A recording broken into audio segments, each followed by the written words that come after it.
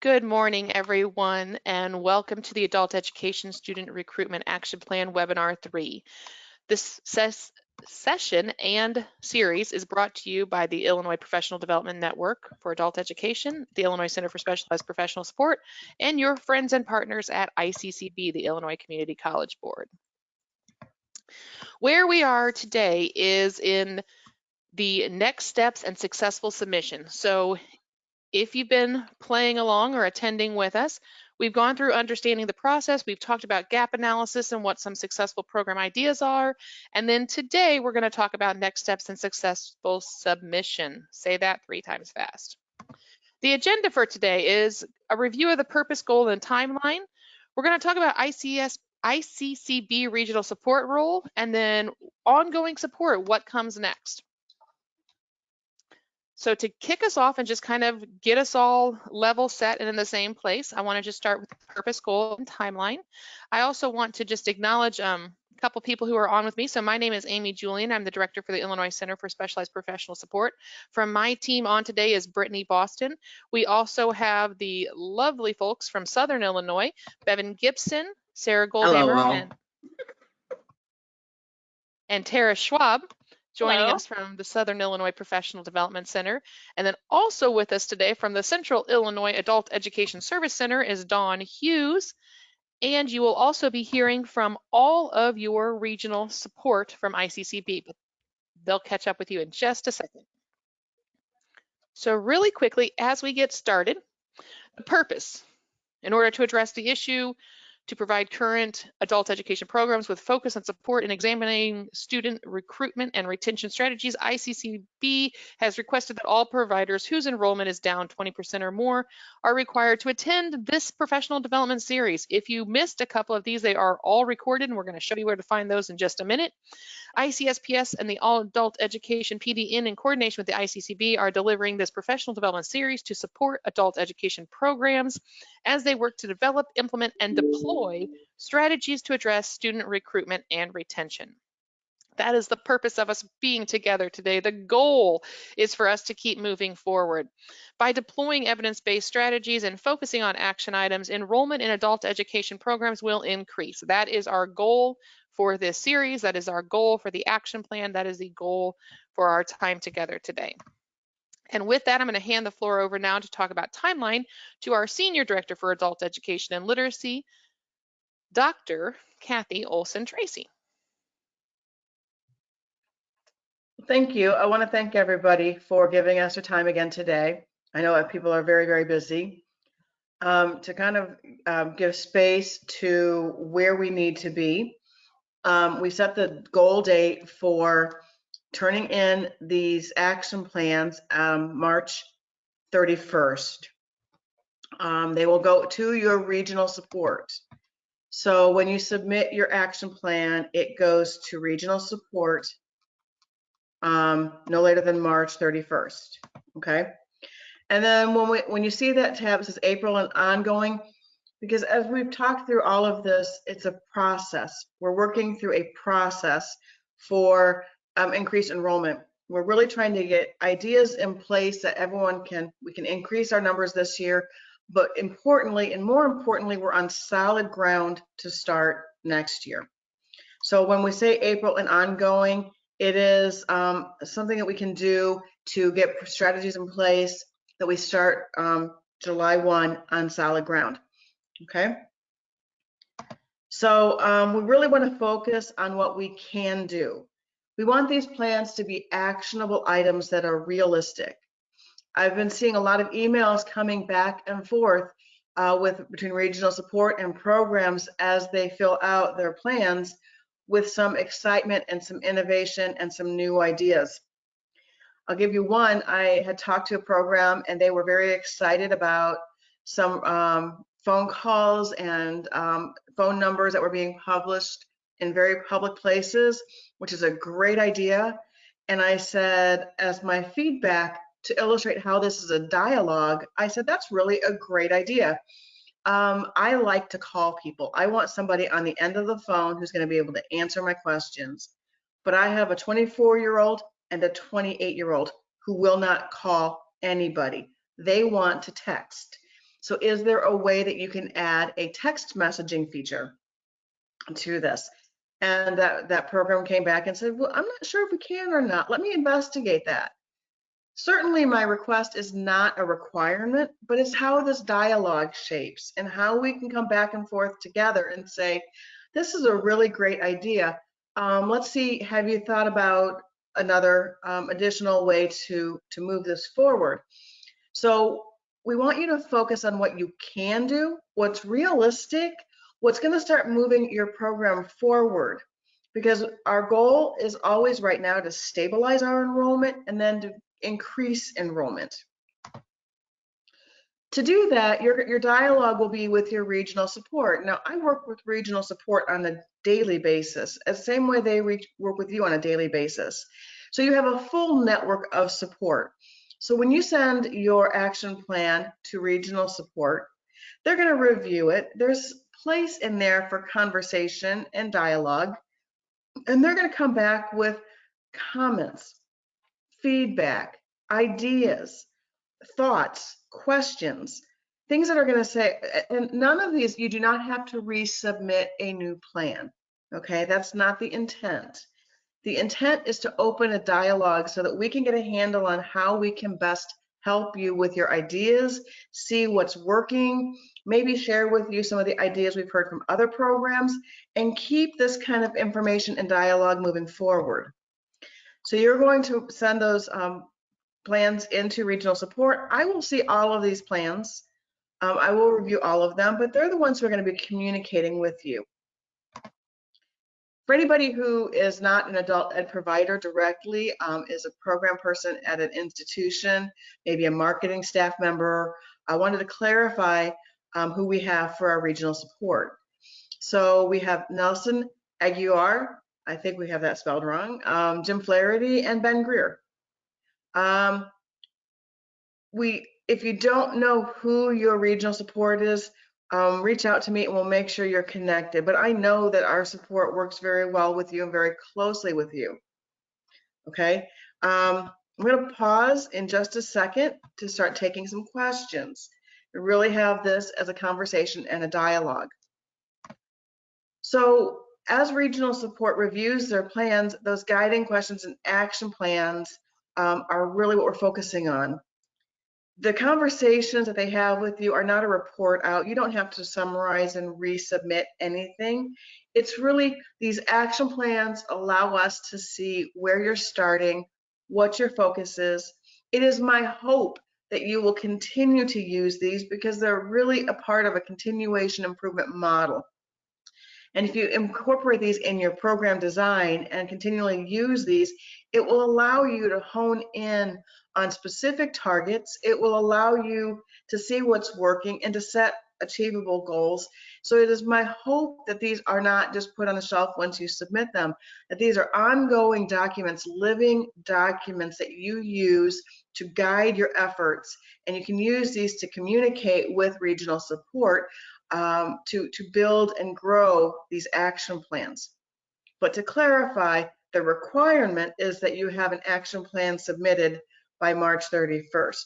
It is my hope and intention that these action plans are things that you can build on and continually use once you see how they can help you refine and shape a process. Now, I'm going to formally say this. You've heard me say this before, but formally, we are waiving watch and probation status for this fiscal year. This allows, we know this has been a rough year. We know this is complicated stuff. So we are formally, and you've heard me say this, but just to make this very clear, we are waiving watch and probation status. I have had a lot of programs ask me if they should continue to take new students towards the end of the fiscal year because it tends to give you lower MSG rates potentially because that student may not earn enough instructional hours to be post-tested or to make a level gain. We will have probation and watch status in FY22. That will be a thing. We are waiving it this year, so I am encouraging you to be bold I am encouraging you to try new things to see what's workable and how you can grow with those, okay? Because of we're waiving that, this is the year to experiment and grow. And we're hoping this gives you the foundation with these recruitment ideas and recruitment strategies for FY22, okay?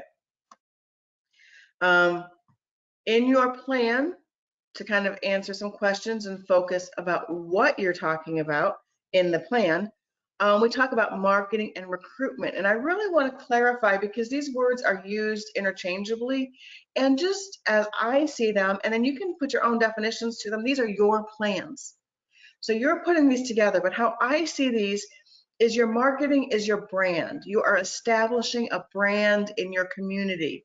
So people know that they can come to you and they can come to you for all of these great adult education services. That is your brand. Recruitment starts when that student walks in the door. They follow that brand. They identify that they have a service. They make contact with you. Now we're talking about keeping that student, onboarding that student, getting that student in the door. And that's the recruitment stage of it. So you'll see in that action plan a question on marketing and a question on recruitment. That's how I make that delineation. Does not mean that's how you make the delineation, but I wanted to give you an idea of what that could look like. Okay?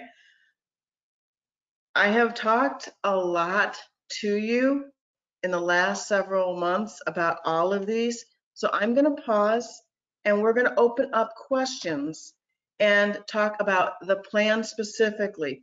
There will be time at the IASA conference to talk about broader questions and different questions. There will be time in our monthly meetings to ask other questions. I want this conversation to focus specifically on the plan, marketing, and recruitment ideas. So I do want to open this up for questions and conversation. Because we have 158 participants, please raise your hand and we will try to either unmute you or I will look at those in the chat feature. But this is a time for you to ask questions. Kathy, we do have a couple of quick questions. The first one is the waiver that you mentioned something they need to apply for, or is it automatic?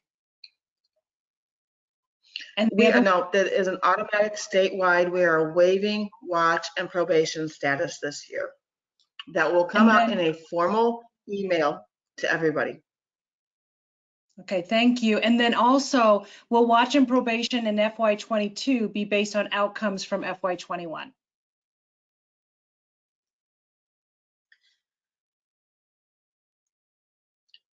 I'm going to pause with that and say no, because we are waiving that this year. But what we will be holding programs accountable for next year will be to reach your benchmarks that you identify, that you say you're going to reach those, to reach the pre and post testing benchmarks that we have, to reach all of those outcomes. That's why at the end of FY22, when all the data is finalized, that data will be used. So programs may not be formally put on a watch or probation list until the beginning of FY23, because we'll use 22 data. So this is why if I have my eyes on where we're going, if we give you the freedom this year and the incentive and the push to increase marketing and recruitment, because we have been on a downward trend with enrollment for at least 7 years, we've got to stabilize this and we've got to move forward. So let's do it this year when you've got the freedom and flexibility, when there will be no watch and probation status.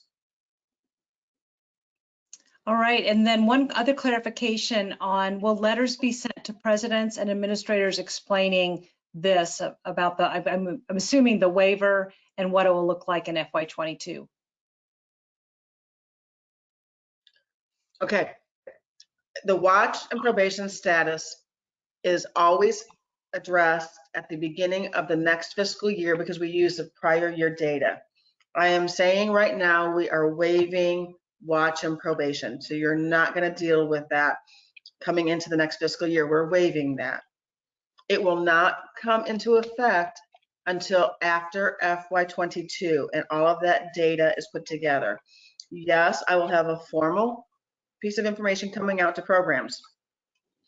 So right now I want to focus on where we are today so that by the end of FY22, we are in a very solid place. So in that vein, Kathy, there's a question. In your opinion, is it more effective to market all our adult ed offerings together or to market various programs and offerings? So example, a bridge class, ESL, TP individually. So that's going to be part of your marketing strategy.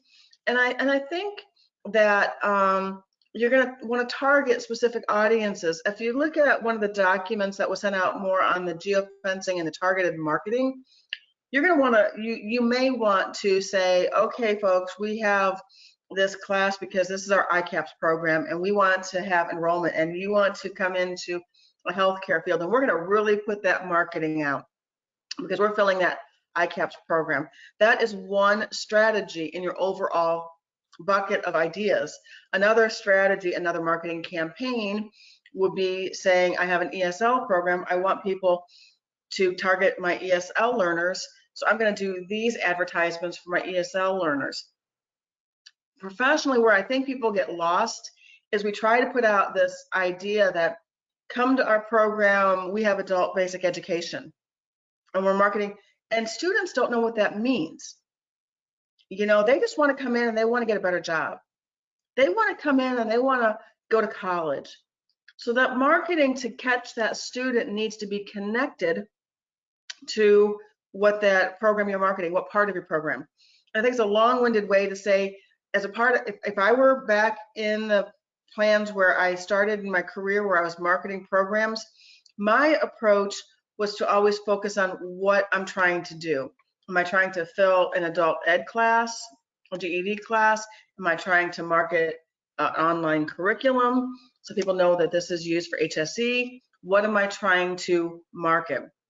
And that's how I approached it. It doesn't mean that's how you have to approach it. Okay, thanks for that clarification. So if you have any other questions about the marketing plan or anything along that, please put those in the questions. In the meantime, Kathy, we do have two more quick follow-up questions to the waiver status. One is, if a program is already on watch or probation, is that off when everything off the slate and everything starts new with FY22? And then kind of related, with a 3-year look back for probation watch include FY20 when many programs didn't make the state targets? Are you able to answer those now, or is that something that you? We waived watch and probation in FY20. At this point, I do not have a program in the state on watch and probation because we waived it last year. So I'm not going to pull back and say in FY22, oh yeah, this person 3 years ago was on this list, we're going to move forward. No, it's a clean slate. We are starting fresh. Okay. July 1, 2022 is a clean slate. Everybody starts on equal footing. This is why we have this time right now to be innovative and try new things, because you have a chance without having the lingering idea of a watch or probation status on your head. That's gone. That's off the table. So be innovative, be creative. Use this continuous improvement model to try new things that you think that are workable for you.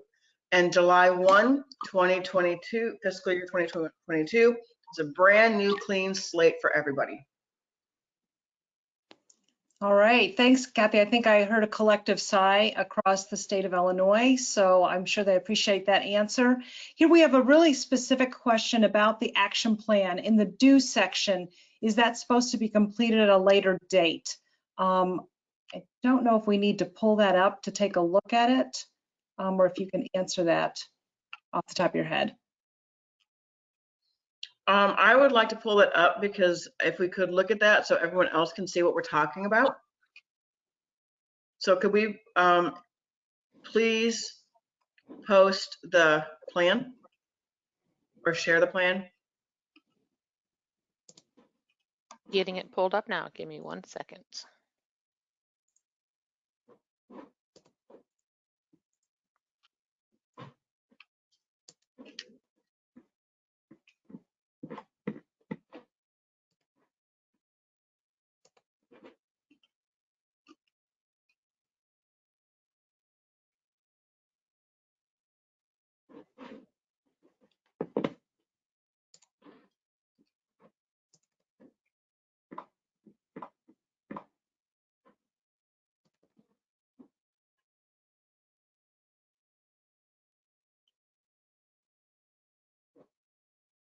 And while they're doing that, are there any other questions that I can answer while we're getting that pulled up? Don't see anything else right now, but if you have anything else, now's the time to post that.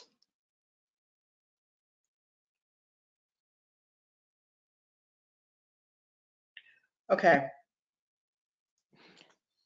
So to answer that question, that do section, yes, that is part 2 of your ongoing dialogue with regional support. So we're talking here is, what are the areas for improvement that you really want to work on? And again, this is that dialogue. This is that example I shared with you with that program who came in and said, hey, this is what I'm doing. I'm going to have these wonderful ideas where we now have across the community our phone number, call this for enrollment, and we're going to do something. And it's more involved and creative than simply sharing phone numbers. It's a good plan. But to illustrate the example, that dialogue back and forth was like, yay, that's wonderful. How about seeing if you can do a text? Now, that doesn't mean they're going to be able to do that. That doesn't mean they're required to. It just gives us a way to work together. And that's what this is about. So in your do, it's about where do you want to grow and improve. And see, what's going to happen with regional support is they're going to be able to take that information that you send them, and they're going to say, hey, Kathy, I've got a program doing X, Y, and Z. Are you familiar with another program across the state doing this? Or have you seen this example done before? We're going to be able to work with our PDN and say, hey, guys, we're hearing some really cool things. Are you catching any more stories or ideas from programs? Let's capture that and share that out. If I'm not capturing it, then we're all working in silos, and we have to work collectively. So that's about that sharing, ongoing dialogue. And you will answer these questions so that you can get feedback from your regional support. Thank you. And I think basically it does say on there, I just want to point out, thanks for bringing that up, Amy, and doing that so quickly. There is a part 1 that's due March 31st, and then there's part 2, and they are changing color coding to kind of say, okay, here's the part that is due by March 31st, and then here's the part that is ongoing dialogue. So that's, a couple people are asking for clarification about that. So the top and the green part, part 1. Right. And also so just this template allows us. Oh, sorry, Kathy, just an interjection. No, I'm saying this template allows us a structure. Go ahead, Amy, I'm so sorry. No, you're okay. I just want to point out that last week, Tara walked us through a sample. And so if you have questions about what is due March 31st, on the presentation that we gave last week, we walked through a sample that is also available on the website. So we gave you some ideas as to what could be submitted for March 31st. That ongoing dialogue is that conversation you're going to have with your regional support after March 31st, into April, May, June, all of those great times. But if you're looking for examples, we do have that, so be sure you watch last week's session. And thanks to everybody who's putting questions and again, in. This is that clarification. Yeah, and this is a part of a template. You know, I think a structure will help us all stay, work through this together. Again, I know individual programs are serving your community, but as a state, we are looking at what we can do statewide, and anything that we can do to provide structure and guidance ensures that we are able to give you the support that you deserve. This is about conversation. This is about how do we do this. So Okay, if I could just add, in the chat is a link that will take you to the recordings of the other two sessions that have been the last 2 weeks and all of the resources. And that link also is what Amy brought up with the action plan for you to get there. So all of that is available for you. There's also available is the recordings from the retention and engagement. There we go. Thank you for bringing that up. So that's available for you. And then also nearby on this same site are the recordings of the recruitment and engagement webinars. So I love, Kathy, you'll love to hear that some of the folks are wanting to maybe work together and have regional conversations. So I don't know. Yes. Yeah, I mean, I think that probably from what I heard Kathy say, you're encouraging people to be collaborative. You said you've used the word bold several times. And okay. I think a collaboration within is a beautiful thing. I think that however we can work together, as we talk about what it means to serve our communities, we have programs that border each other. We have programs that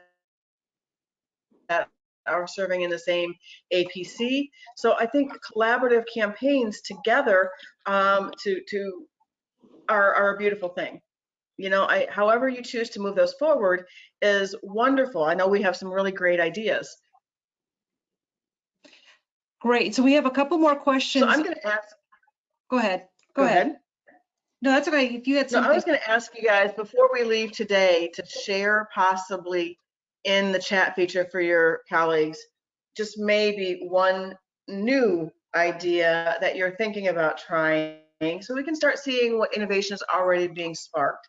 But I know there's 166 of us, and it may not be possible for us to read all of them out. But I think I'm getting a pulse from the emails that are coming to me. How I'm getting a pulse of what's happening in the field, and they're pretty exciting. They're exciting things. I'm seeing TV interviews coming up. I'm seeing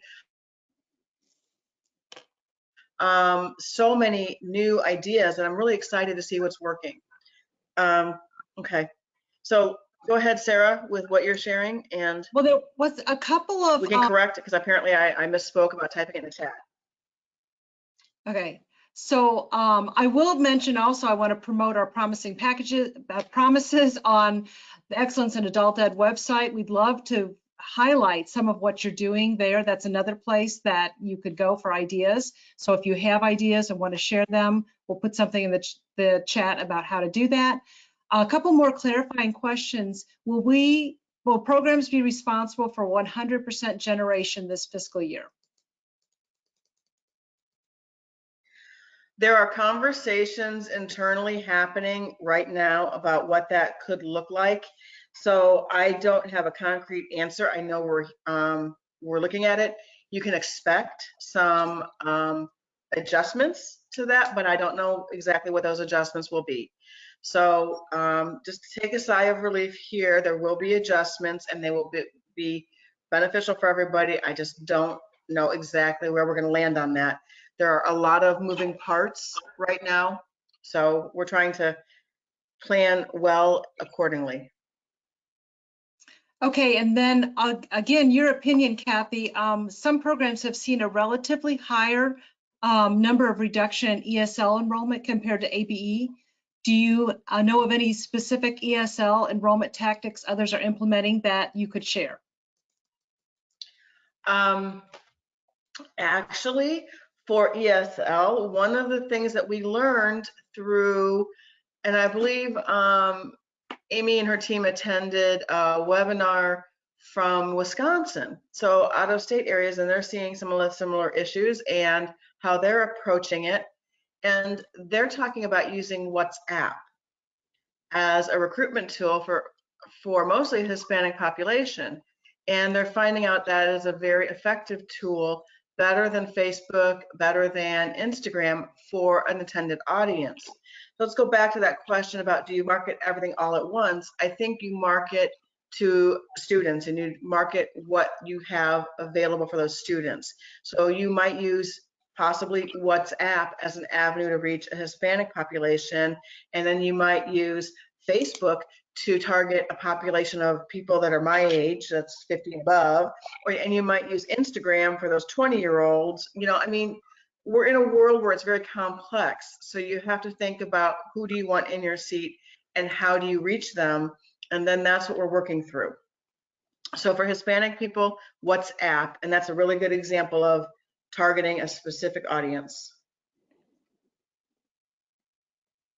All right, great. And I want to thank you very much. Somebody mentioned that regions 3 and 4 are having a regional conversation this Friday morning. So in thinking about some of that collaboration, that's a natural place that they can have an opportunity to collaborate with each other. So thanks for pointing that out so we could mention that. And then also, this is kind of a long one, so bear with me. Our conversations with our marketing have included creating a new tagline, header, etc., to reflect a new attitude toward our program, career focused, etc. Is there a unified marketing theme across the state we should be aware of? They want to make sure they don't spend time creating a new theme and then have to change it to a statewide one. We do not have a state tagline, so to speak. And I don't know that we will have one in the next year. All right, okay, that's helpful. A couple of ideas that are coming in is advertise on the outside of the public transportation vans or buses. Poitec is considering adding new days and times to their weekly schedule to reach those who can't make it or their normal class hours. So thank you for sharing some of those great ideas. And one other question, getting back to, so if the probation status is suspended, will the NRS assessment waiver be extended? No. Okay, so let me explain why that was such a quick no. The NRS waiver, we're trying to give you breathing room. We're trying to give you space to develop processes for testing students because we understand the scalability issues with virtual assessment. We understand the technology issues with virtual assessment. The problem is that a student is not reportable for education functioning level gains for NRS without an official pre or post test. That has not changed. Although we are allowing the waiver and we're allowing the programs to do as they need to for the best of their students, the state of Illinois is going to have to be accountable for the low number of students that are NRS countable. Okay, and right now Octay is giving everybody breathing room because they also understand that. But I will tell you, once FY22 rolls in, there is an anticipation that we have been through this pandemic for over a year, that we should have processes in place, that we should be able to do and serve students with processes in place. So when we roll into FY22, there is an anticipation that programs and those waivers were designed with the idea that not to pre or post test students. The waivers specifically say that it is expected that you assess students in a reasonable time. It does not mean you don't have to assess them with an NRS assessment. The waiver says that you can serve a student without an NRS assessment, but you need to be assessing that student as soon as reasonably possible. So we're going to roll into FY22 with the expectation that there are processes in place, that you have plans in place, that you are able to move forward and have those and get students assessed. Because I can't roll into FY22 with enrollment numbers as bad as they are now and then have any kind of, without having any repercussions federally or state. And I'm not saying that we have those. I'm not saying anybody is bringing those to us right now, but I am saying that in FY22, it is anticipated that you have had a year to adjust and plan to upskill your staff so they can provide assessment virtually, to develop strategies to do this, to think about what it looks like to have on-site, socially distanced, 25% capacity or whatever the guidelines in your community say. So it is anticipated that if you are going to use any classes right now at the end of this year, and you're going to use your May, June classes and count them for FY22, those students need to have a pre and post test.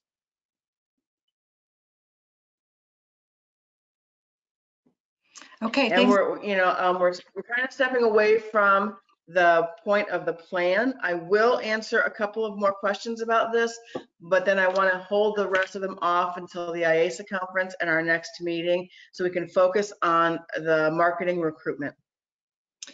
Okay, so we have a couple of other ideas that are coming in that I'd like to read off. Arlene shared that we're leveraging our community partnerships by participating in their virtual events to plug in our program, and also contacted Univision to plug in the program there, and a video is also being considered.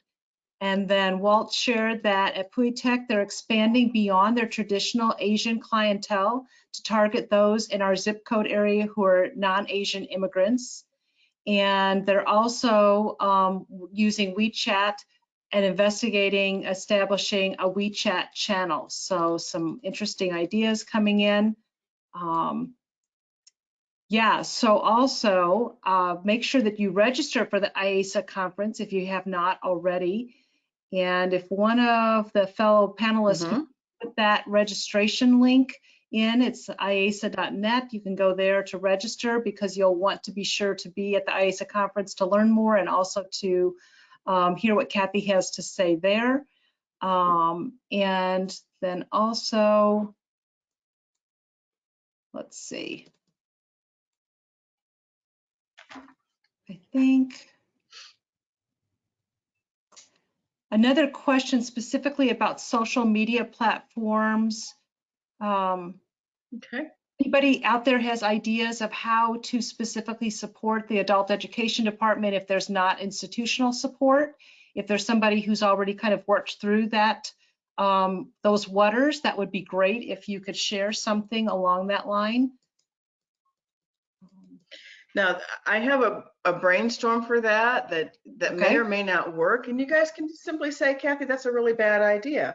But if you can't get an institutional Facebook page because your institutional has their rules, could you do an APC Facebook page where you're partnering agencies and all of you shared together, and then you're sharing information from all of your partners and all of your agencies that are focused on adult ed, and it's an APC Facebook page and it's not directly tied to your agency, but then you post for your agency, like come here, here's our registration for our classes, something along those lines. And it would be a really good way to start showing some service integration. Everyone's on the same page. We have a shared landing Facebook page for all of our entities across that as they're focusing on adult learners.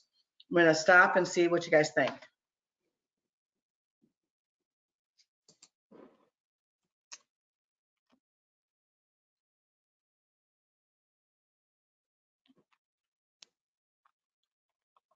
Okay. Crickets, it may not have been a good.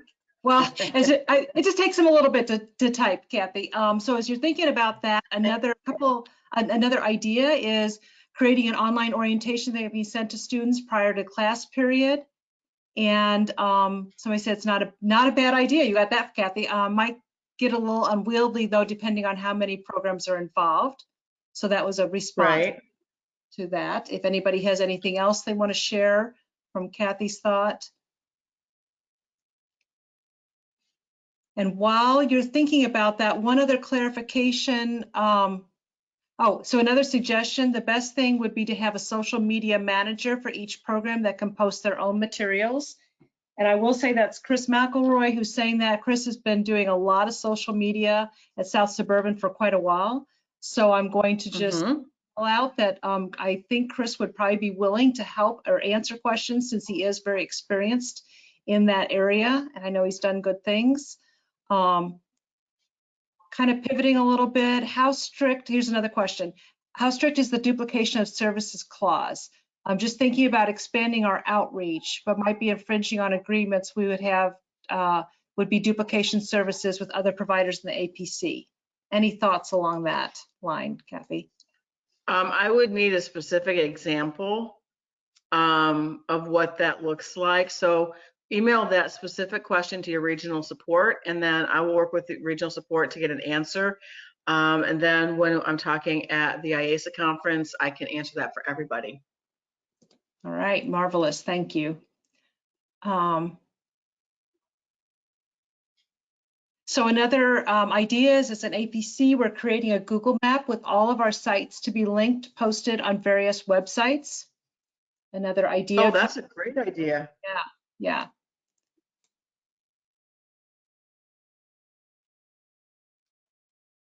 Okay, so if you have any other questions at this point or any other comments about what we're doing. Okay, another thought about APC and Facebook page. Many of our partners in social public sectors are very behind in their own social media / technology prowess, but some partners would be able to participate. And that was just an idea of how to share that information out there. I know we are looking at service integration and shared services. So if you want to build these campaigns with your partners, that's a beautiful thing as well. The idea here is, and I'm going to tell you again, declining enrollment has been ongoing for several years. The crisis from COVID has exacerbated it. And we have to stabilize that enrollment. This is where we are as a state. I believe we're going to stabilize. I believe we're going to move forward. So I know this push has been uncomfortable. I know that it's coming at a very challenging time, but this is also the time when I can offer the most flexibility by waiving the watch and probation and give you guys some space to be innovative and creative. Right. And Kathy, Dawn put in the chat the resource that COABE has some great resources and did the move ahead with adult ed link, and we're getting some hallelujahs in the question area, so people must be looking at that. So thanks everybody, and if you haven't checked it out, you'll want to. And then we've got a comment that they just began Facebook Live series / events where program chairs speak with potential adult ed students about their programs and answer questions, and they have found that to be quite successful. And another comment that the first stages of planning to use the college subscription to HubSpot to both engage and capture interest from students and to integrate all social media advertising planning on Facebook, Google, Instagram, etc. So this person suggests that you investigate if your organization or partners have a similar social media hub subscription method to use. So there's a suggestion. And yeah, the Facebook Lives came from Morton. And then the suggestion I just said read about the hub, that's from Joliet Junior College. So thank you very much for those ideas. And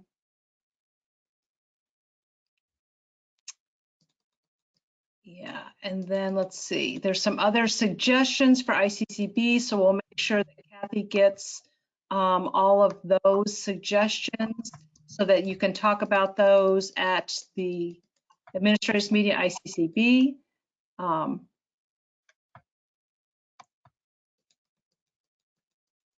Okay. So also just another person said that their primary issue this last semester has been with students not being able to follow through with the initial registration online or in person and retention. So looks like that's something else we can pass along just to take a look at. Absolutely. So yeah, anybody else have any other questions that are specifically about the plan for Kathy to answer today? Or if you want to share anything else that you have found that's been working as you have been innovative and bold.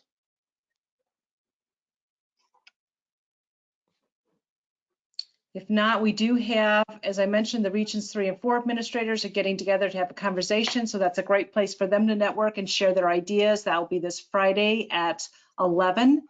And then, of course, the administrators meeting at IASA, and the registration for IASA, it's free and all virtual this year. And that's in the chat as well. So make sure you register for that. Otherwise, it looks like we've kind of come to the end, Kathy, of the questions. Yes. Okay. So then I will highlight what's on your screen right now is where you can find the recordings from the last 2 webinars. You also can find your education action plan there. You can find an example of how one can be filled out. So all of that will help you. I know it's good to have a nice example as you're going through. Remember, March 31st, your action plans are due to each program's regional support. And then the second part of that action plan is the ongoing part, which basically is that dialogue between ICCB, their regional support, and the programs to keep recruitment and retention strategies at the forefront.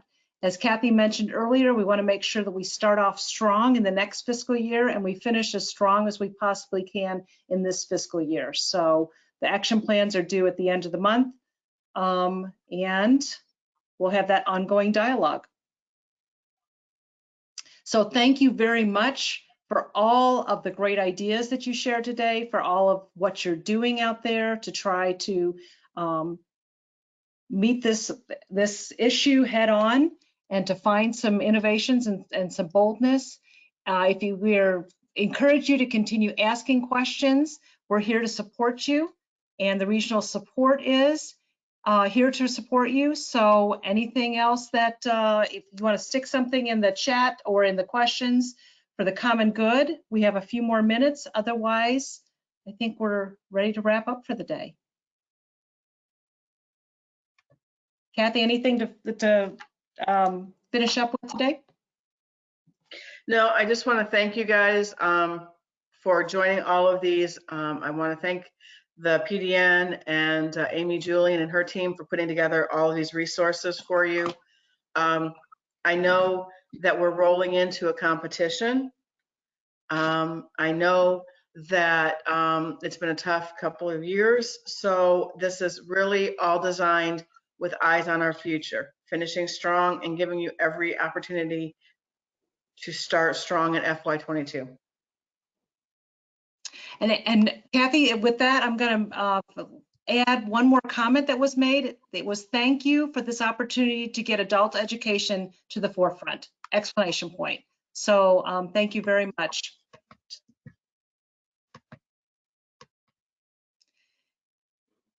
Okay, guys. If someone, before we leave today, if somebody could throw in the link to the recordings one more time in the chat. There's one more request for the link to the recordings. Well, that was fast. Thank you very much.